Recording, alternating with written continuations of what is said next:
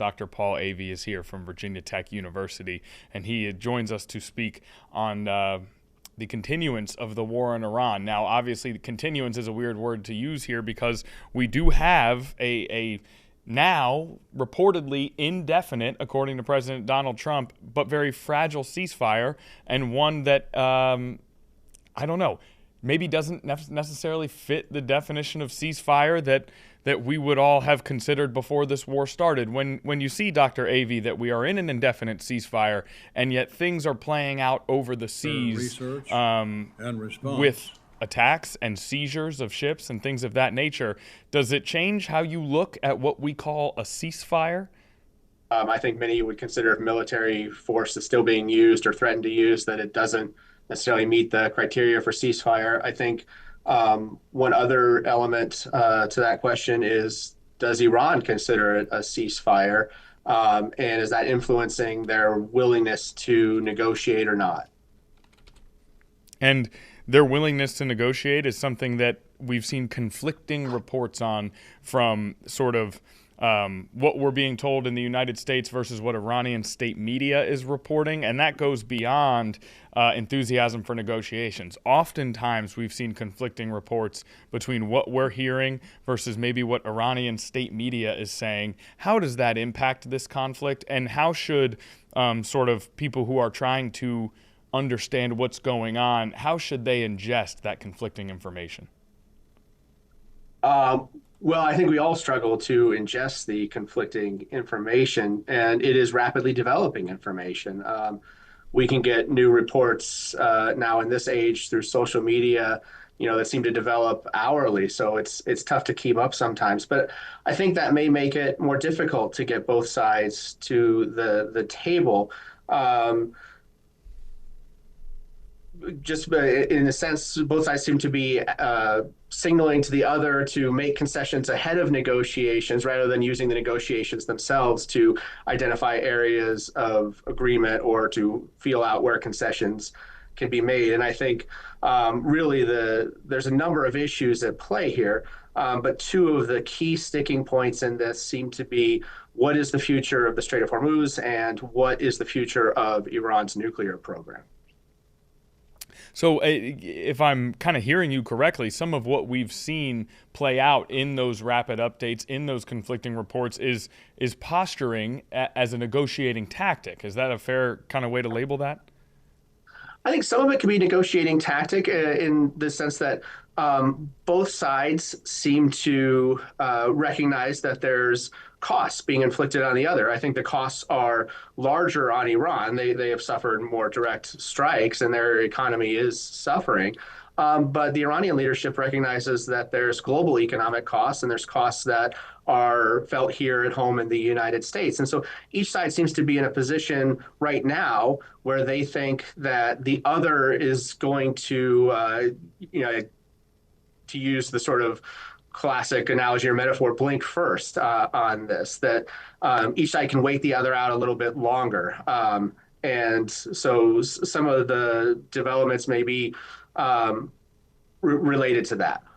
And when it comes to the Strait of Hormuz, we got another update this morning from President Trump, a post on Truth Social, in which he's ordered the United States military to shoot and kill Iranian small boats that are contributing to the stranglehold on the Strait of Hormuz.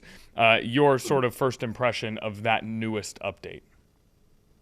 Well, I think it goes back to your first question too, of what is the status of a ceasefire if there's still active shooting? But this also matters for bargaining, for negotiations, and for post-war or post-conflict. The status and being able to kind of return to an open waterway. The more difficult that Iran would make it to navigate the strait, the more leverage they might have in negotiations. And in addition to that, just assume that negotiations do work out. We've seen reporting that just given what Iran has, in terms of the mines they've placed in the Strait so far, it could take months to clear that up. So even if the conflict were to end tomorrow, it could still, those could linger for a while, which would disrupt navigation, have those global economic effects.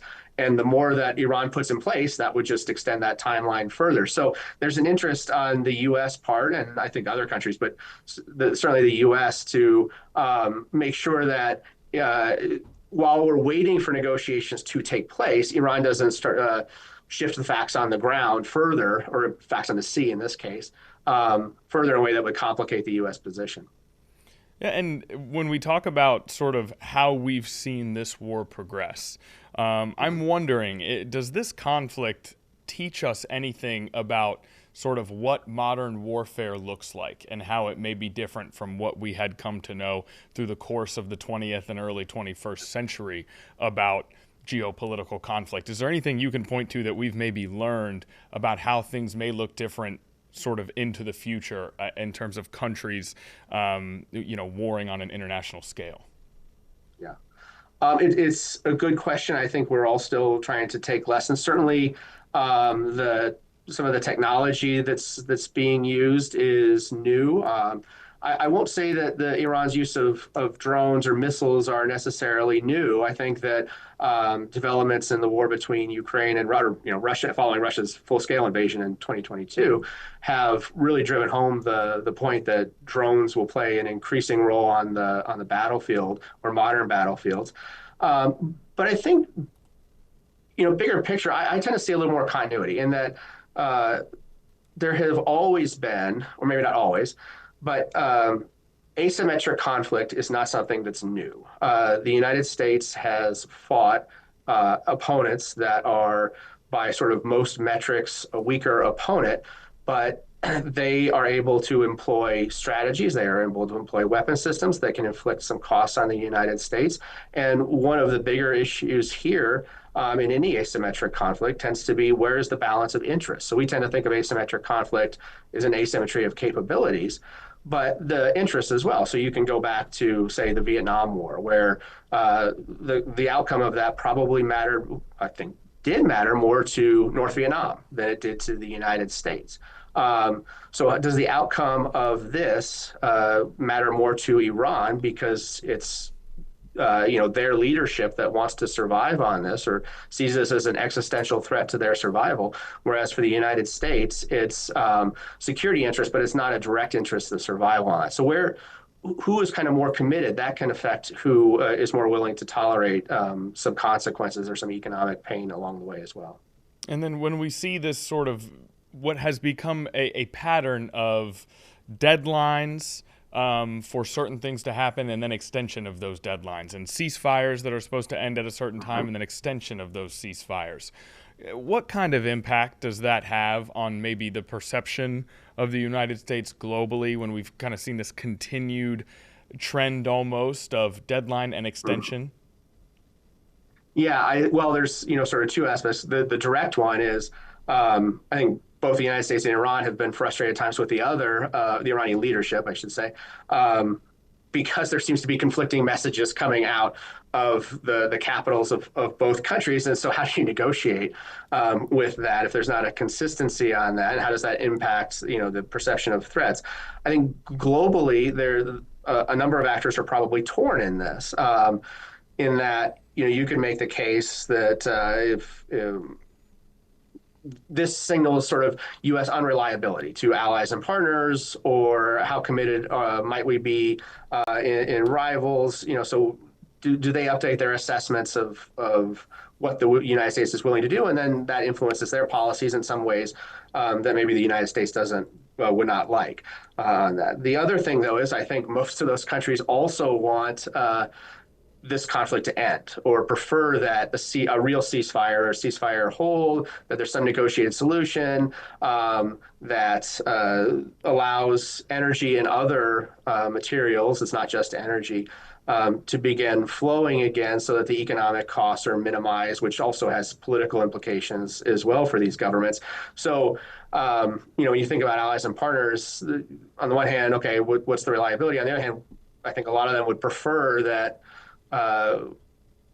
we don't necessarily, the United States doesn't necessarily follow through on some of these more extreme threats on this, and actually pursues a negotiation.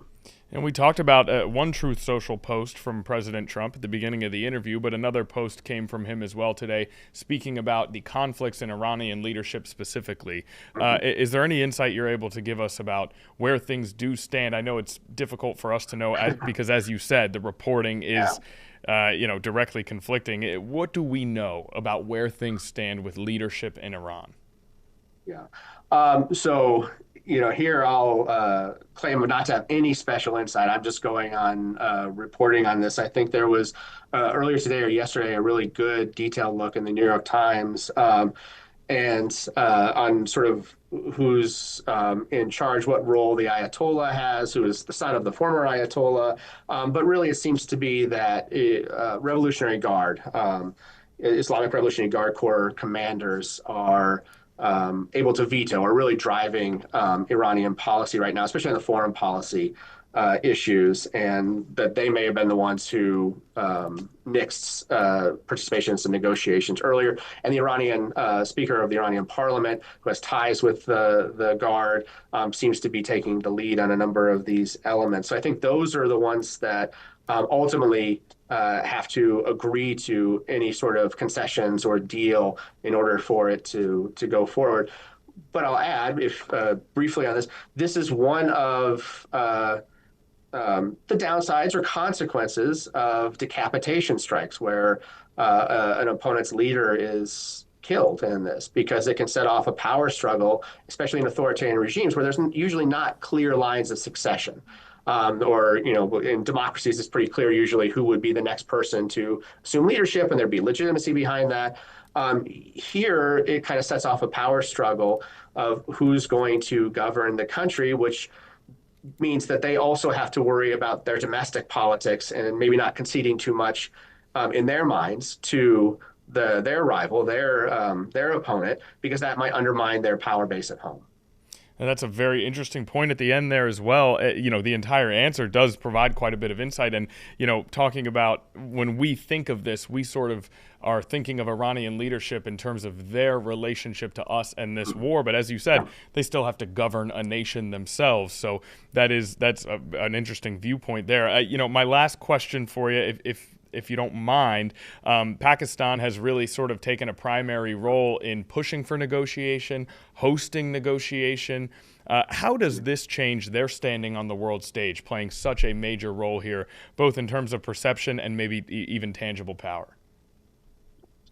No, I think it increases it. I think that if you ask most Americans, certainly, how large of a player is Pakistan, they may struggle to give an answer on that, and reasonably. I'm not saying unreasonably on this. So I think that the Pakistani leadership it does see this as an opportunity to increase their prestige, their role in world affairs. I think that also has implications then for India. There's been some reporting that because India and Pakistan have historically been rivals, that anything that sort of elevates Pakistan, India could see as a potential threat. And remember, the U.S. and India have ties, again, because there's also U.S. competition with China on this. So it could increase the weight of Pakistan's voice in U.S. decision-making, at least in the near term. I don't know how long on that, which then could have implications for other relationships we have in the Indo-Pacific. Yeah, and even just within that answer, this entire war, we all know that we live in such an interconnected world now, and even that answer and everything we talk about here, really, this continues to illuminate how dependent the entire world is on each other for a smooth running economy and geopolitical situation. Yeah. Dr. Avey, we talk about how rapidly changing things are in this war, how quickly headlines come. I can imagine how difficult it is to consistently be, talking about and answering questions on something that changes so rapidly, but you do a great job of it. So we appreciate you joining us this morning. Well, great. Thanks so much for having me. Really appreciate it. That's Dr. Paul Avey from Virginia Tech University, helping give us a little bit more insight on some different aspects of this war, including updates that we got just this morning. So we appreciate him joining us this time to give us a little bit more of an in-depth look at what's happening with the war in Iran.